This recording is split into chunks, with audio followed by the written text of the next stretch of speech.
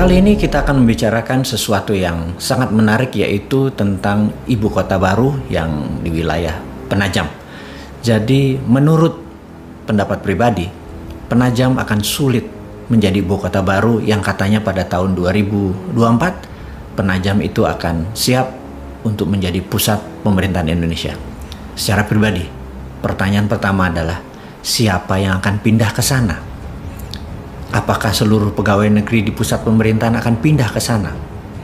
Apakah pusat pemerintahan yang saat ini ada di DKI Jakarta akan segera bisa memindahkan lebih dari 500.000 orang yang terlibat di seluruh kementerian dan pusat pemerintahan itu bisa pindah dalam waktu 3 tahun ke depan? Tempatnya aja belum jadi, sarananya pun belum jadi.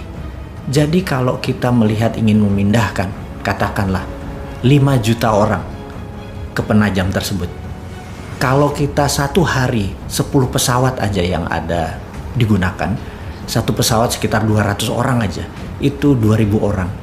Untuk memindahkan 2.000 orang dikalikan 365 hari itu baru 700.000, alias 5 tahun itu belum sampai 5 juta orang kita pindahkan yang setiap hari 2.000 orang. Dan itu tidak sederhana sekali lagi memindahkan orang ke sana. Pertanyaannya, kenapa orang mesti pindah ke sana? Dalam sejarah umat manusia bermigrasi, terbanyak adalah mereka yang pindah karena harapan tinggal atau harapan hidup di tempat yang lama sudah negatif. Untuk itu mereka memerlukan tempat hajat hidup yang baru, yang harapannya lebih baik, lebih cepat, lebih mudah, lebih sehat, dan lain sebagainya. Apakah di Penajam akan kayak gitu? Apakah di ibu kota baru nanti income seseorang naik 3-4 kali lipat dalam waktu yang cepat? Harapan apa yang ada di sana? Kalau tidak ada harapan yang lebih bagus dari tempat yang lama, siapa yang mau pindah ke sana? Kemudian, membangun infrastruktur. Membangun infrastruktur itu ada infrastruktur yang dasar seperti air, sistem jalanan. Infrastruktur itu bukan sekedar benda berpindah dari satu ke yang lain. Ada banyak sarana kesehatan, dan yang paling parah adalah sarana pertahanan. Kita tahu di utara Penajam, di wilayah Indonesia itu ada Malaysia, ada Filipina, ada Tiongkok, yang dengan kapal induknya kita disenderin di Laut Cina Selatan dalam waktu 2 jam itu sudah bisa mencapai Penajam. Dan pangkalan militer di sana tidak ada sama sekali yang bisa mengintercept. Janganlah pernah berkata kita cinta damai, kita tidak ingin berperang dengan siapapun, kemudian kita tidak bersiap. Ingat doktrin dimanapun yang mengatakan kalau kita ingin damai, kita harus bersiap untuk perang. Kita ingin damai, tapi kita harus bersiap untuk perang. Setidaknya pangkalan militer di Kalimantan Timur itu harus tumbuh kira-kira 10 kali atau lebih 10 kali lebih banyak dari, atau 10 kali lebih kuat dari saat ini. Ada intercept radar, ada peluru kendali, ada jet tempur, dan lain sebagainya.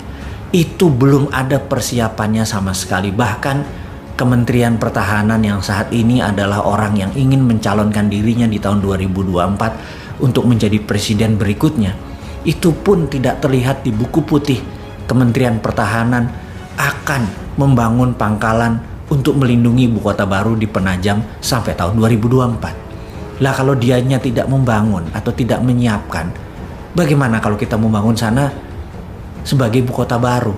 Apakah hanya membangun seperti real estate, seperti Bumi Serpong Damai, seperti Alam Sutra?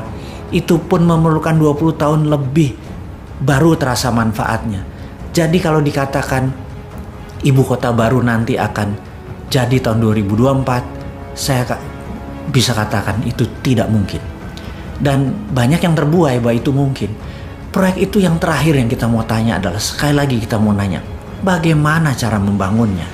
Apakah dengan berhutang seperti selama ini? Saat ini aja 7 tahun itu menghutangnya hampir 5.000 triliun. Menjadikan total hutang negara itu hampir 6.500 triliun dan lebih. Ditambah membangun ibu kota baru, itu lebih kali dari 5.000 triliun hanya untuk membangun seluruh infrastruktur di sana dan kesiapan software dan hardware. Kita nggak mungkin membangun kota hanya memindahkan hardware. Di situ harus kayak Wakanda. Di situ harus digital country. Pertama kali menjadi digital ibu kota berdasarkan berbasis teknologi. Dan ini semua tidak siap kita sekarang. Teknologinya asing semua. Membangunnya pakai uang asing. Lalu membangunnya pakai hutang. Di mana kedaulatan bangsa ini? Kalau sebagai proyek mercusuar seperti orang megalomania, ya mungkin aja hal itu bisa dibangun. Tapi sekali lagi, para pejabat di atas dan para pemimpin tertinggi, Anda bukan orang megalomania. Jadi jujur aja, tunggulah masa yang tepat. Saat ini belum tepat. Jadi ada baiknya kita tunda dulu membangun, atau katakanlah tutup aja, tidak usah membangun. Kita nggak pernah kita menuduh bahwa begitu tidak dibangun, wah lo tidak komitmen. Enggak, kita mengerti.